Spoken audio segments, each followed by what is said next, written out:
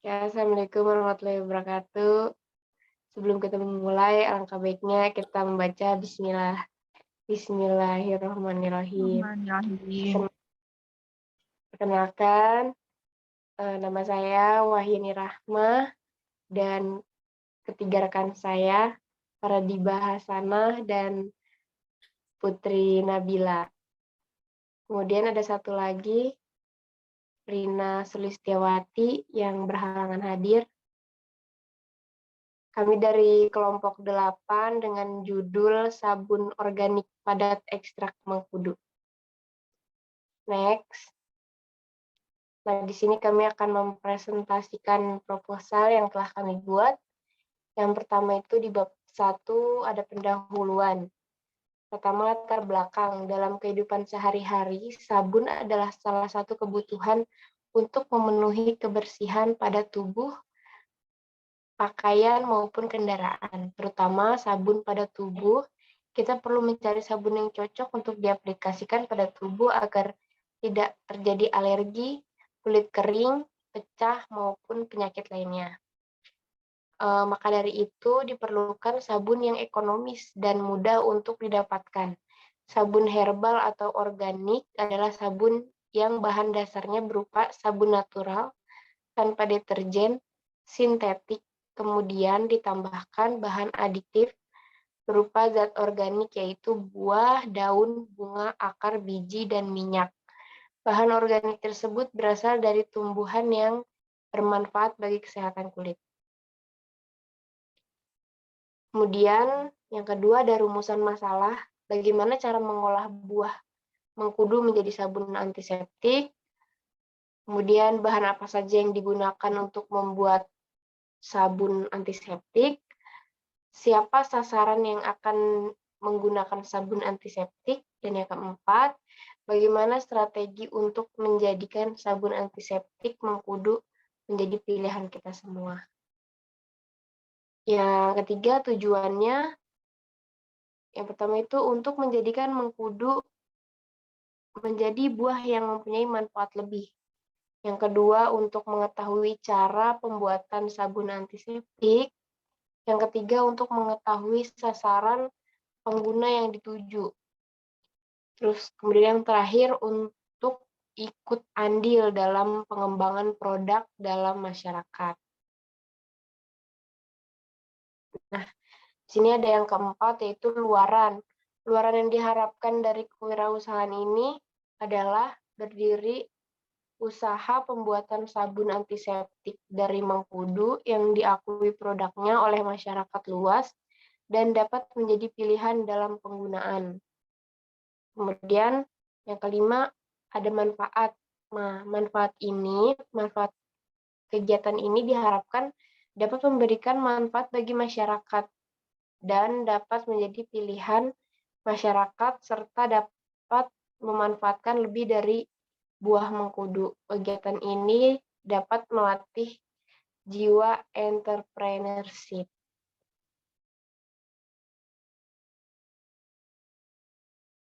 Kemudian di bab 2 itu ada tinjauan pustaka yang akan dibacakan langsung oleh rekan saya, yaitu Putri Nabila Surya. Silakan, waktu dan tempat dipersilakan. Bab 2. Tinjauan pustaka. Mengkudu merupakan tanaman perdu yang tumbuh dengan mudah di semua iklim. Buah mengkudu telah diolah menjadi berbagai macam sediaan, yaitu kapsul, sirup, cuka, dan bentuk lainnya. Buah mengkudu juga mengandung zat-zat aktif yang sangat bermanfaat bagi kesehatan. Beberapa jenis senyawa berkhasiat obat yang terkandung di dalam buah mengkudu antara adalah flavonoid, terpenoid, polifenol, dan antrakunion sebagai antibakteri dan sebagai anti jamur. Kandungan nutrisi yang terkandung dalam buah mengkudu adalah protein, mineral, vitamin C, dan asam lemak rantai pendek. Kadar vitamin C pada buah mengkudu yaitu 12. 24% buah mengkudu menghasilkan sederetan antioksidan, diantaranya scopoletin, nitrik oksidan, vitamin C, dan vitamin A. Kedua, ada sabun padat. Sabun padat merupakan senyawa natrium atau kalium dengan asam lemak dari minyak nabati atau lemak hewani berbentuk padat, lunak atau cair dan berbusa. Sabun dihasilkan oleh proses saponifikasi, yaitu hidrolisis lemak menjadi asam lemak dan gliserol dalam kondisi basah. Pembuat kondisi basah yang digunakan adalah natrium hidroksida atau NaOH dan kalium hidroksida atau KOH. Jika basa yang digunakan adalah NaOH, maka produk reaksi berupa sabun keras atau padat, sedangkan basa yang digunakan adalah KOH. Maka produk reaksi berupa sabun cair. Sabun merupakan produk kimia yang sering dijumpai dalam kehidupan sehari-hari. Pembuatan sabun telah dilakukan sejak ribuan tahun yang lalu.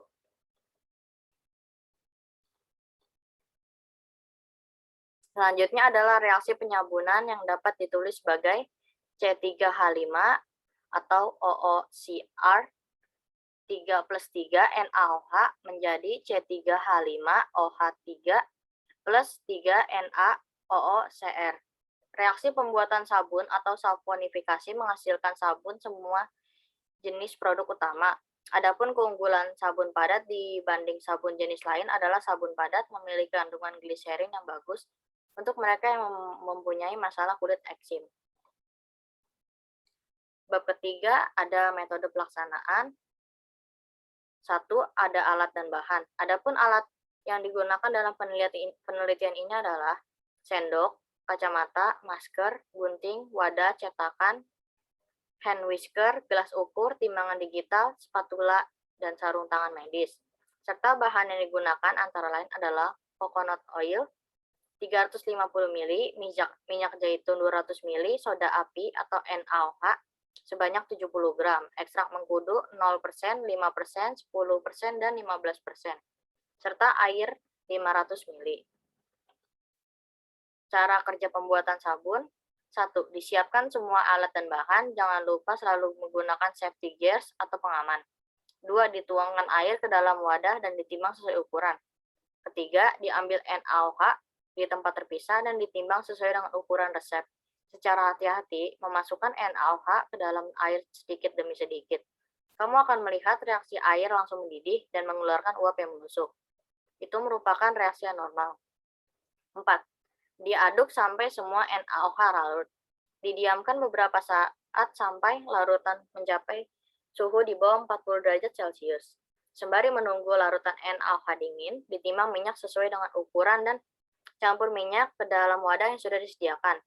Keenam, ketika suhu larutan NaOH sudah mencapai sekitar 30-35 derajat Celcius, tuangkan ke dalam minyak secara perlahan, serta ditambahkan 10% ekstrak mengkudu. Lalu, aduk secara terus-menerus menggunakan hand whisk sampai mencapai thresh. Biasanya memakan waktu lama, gunakan stick blender jika ingin cepat mencapai thresh. 8. Ketika adonan sabun sudah mencapai thresh, maka hentikan pengadukan, lalu siapkan cetakan. 9. Dituangkan ke dalam cetakan, jangan lupa untuk mengumpulkan sisa-sisa yang berada di pinggir panci menggunakan spatula. 10. Ditutup menggunakan kain bekas atau handuk bekas bagian atas cetakan untuk menjaga agar tetap panas dan melanjutkan proses saponifikasi. Letakkan di tempat yang aman dan jangkauan dari anak-anak biarkan selama 1-2 hari. 11. Kemudian keluarkan sabun dari cetakan, disimpan di tempat yang kering dengan aliran udara yang baik, biarkan selama 2-4 minggu. Lalu ada bab 4 yang akan dipresentasikan oleh Faradi Bahasana. Bab 4, anggaran biaya. Anggaran biaya itu terdiri dari yang pertama biaya variabel. Biaya variabel terdiri minyak zaitun, minyak kelapa, soda api, aquades, buah mengkudu dengan total biaya 163.000. Yang kedua itu ada biaya tetap yang terdiri dari hand blender, wadah, spatula, gunting, cetakan sabun, sarung tangan, masker, kacamata, gelas ukur, timbangan, dan sendok dengan total biaya Rp415.000. Total biaya variabel ditambah biaya tetap sama dengan adalah Rp578.000. Harga pokok penjualan dihitung dengan rumus total biaya produksi per minggu dibagi total produksi per minggu sama sama dengan 578.000 dibagi 30 sama dengan 19.300. Harga sabun per kemasan itu 25.000. Keuntungan marginal. Dengan rumus harga jual dikurangi harga jual pokok penjualan dibagi harga pokok penjualan dikali 100%. Yaitu 25.000 dikurangi 19.300 dibagi 19.300 dikali 100%, yaitu dengan jumlah 29,5%. Yang terakhir itu ada BEP. Dengan rumus total biaya produksi per minggu dibagi harga sabun per kemasan, yaitu Rp578.000 dibagi Rp25.000 dengan jumlah 23,12 dan dibulatkan menjadi 23 sabun. Jadi 23 sabun harus terjual setiap minggunya. Selanjutnya ada jadwal kegiatan. Yang pertama, pengumpulan informasi dan fakta itu ada pada bulan pertama dan minggu pertama. Yang kedua, merancang perencanaan usaha itu ada di bulan pertama, minggu ketiga. Uji coba produksi itu ada di bulan pertama di minggu keempat. Uji konsumen ada di bulan kedua, minggu pertama dan kedua. Selanjutnya ada evaluasi pertama. Evaluasi pertama ada di bulan kedua, minggu ketiga. Persiapan alat penunjang ada di bulan kedua, minggu keempat. Selanjutnya uji coba. Uji coba pengemasan ada di bulan ketiga, minggu pertama. Evaluasi kedua ada di bulan ketiga, pada minggu kedua dan ketiga. Produksi dan pengemasan ada di bulan ketiga, minggu keempat. Pemasaran produksi ada di bulan keempat, pada minggu pertama sampai minggu keempat. Yang terakhir itu ada penyusunan laporan, ada pada bulan kelima, pada minggu pertama sampai minggu keempat. Yang terakhir bab 5 penutup. Bab 5 penutup. Sabun herbal atau organik adalah sabun yang bahan dasarnya berupa sabun natural tanpa deterjen sintetik. Kemudian ditambahkan bahan aditif berupa zat organik yaitu buah, daun, bunga, akar, biji, dan minyak. Bahan organik tersebut berasal dari tumbuhan yang bermanfaat bagi kesehatan kulit. Produksi sabun mengkudu seperti uraian di atas memiliki peluang besar jika diperjualbelikan dengan jumlah 23 sabun setiap minggunya dan memiliki persentase keuntungan marginal sebesar 29,5%.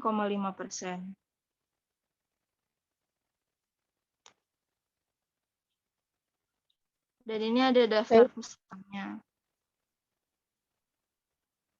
Ya, baik. Cukup sekian presentasi dari kami. Kurang lebihnya mohon maaf. Kami akhiri. Wabillahi taufiq wal hidayah. Wassalamualaikum warahmatullahi wabarakatuh. Waalaikumsalam Yang warahmatullahi jawab dapat